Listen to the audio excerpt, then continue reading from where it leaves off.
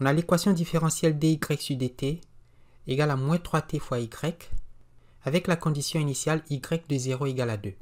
Et on veut résoudre cette équation différentielle par la méthode d'Euler. Alors dans la cellule A1, on va y mettre le pas de discrétisation dt. Dans la colonne suivante, les valeurs de la variable indépendante t. Et puis la solution de l'équation différentielle, la fonction y de t.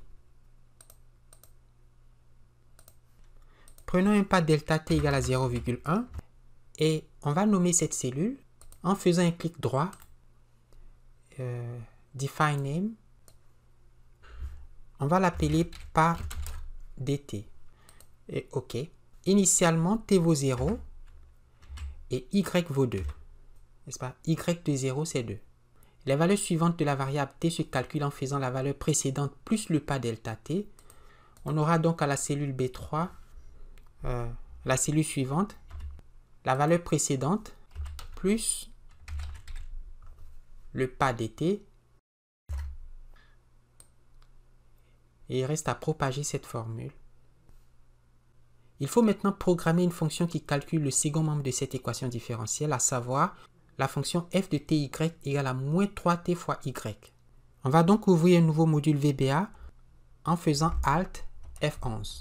Et dans Insert User Form, on choisit module. Pour programmer la fonction de l'équation différentielle, nous allons écrire fonction. Je vais appeler f la fonction second membre. Donc il prend les arguments t et y. Je vais mettre un commentaire pour dire que cette fonction calcule le second membre de l'équation différentielle. N'est-ce pas, la pente de la fonction inconnue y. This function computes the right hand side of the ordinary differential equation. Alors, puisque j'ai appelé f la fonction, la valeur retournée par la fonction doit porter le même nom que la fonction. Donc j'aurai f égale moins 3 fois t fois y. Et je vais l'enregistrer.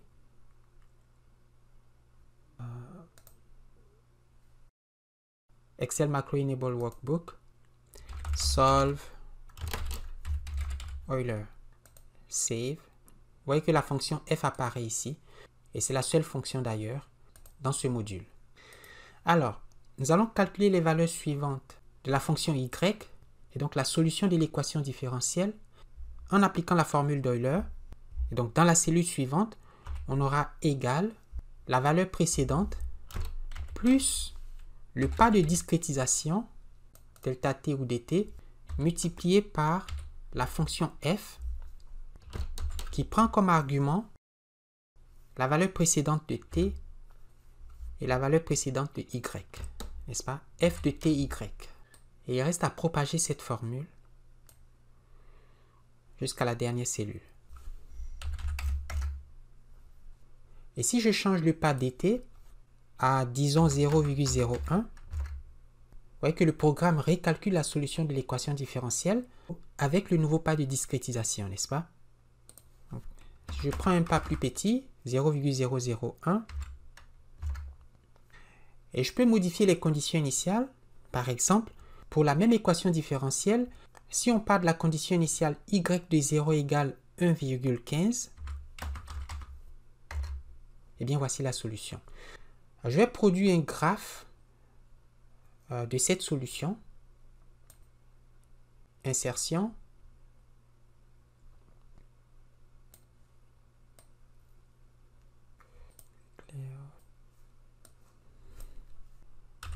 Si j'ai la variable t, le temps.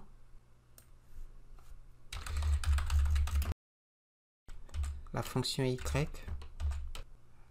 Solution. Méthode. Ça, on n'en a pas besoin. Alors, faisons varier le pas, par exemple, à 0,1, 0,05, 0,02, 0,001, 0,03, 0,05. Alors, il serait bon d'avoir un scroll bar qui nous permet de modifier la valeur du pas delta t. sans avoir besoin de changer manuellement. Eh bien, on peut l'ajouter en allant dans Développeur, Insert Controls et Scroll Bar. Alors, je vais choisir une cellule arbitrairement. Disons celle-là, c'est la cellule L19. Et je vais y mettre la valeur 100 et faire un clic droit sur le scroll bar, puis choisir Format Contrôle. Et cette fenêtre nous permet de gérer les valeurs minimales et maximales pour le pas delta t.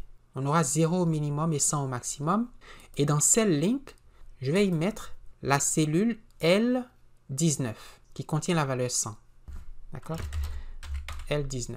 Et je clique sur OK. Et vous voyez que si je clique sur le scroll bar, la valeur de la cellule L19 change. Et je vais référencer le pas delta t à cette cellule. 1 divisé par 100.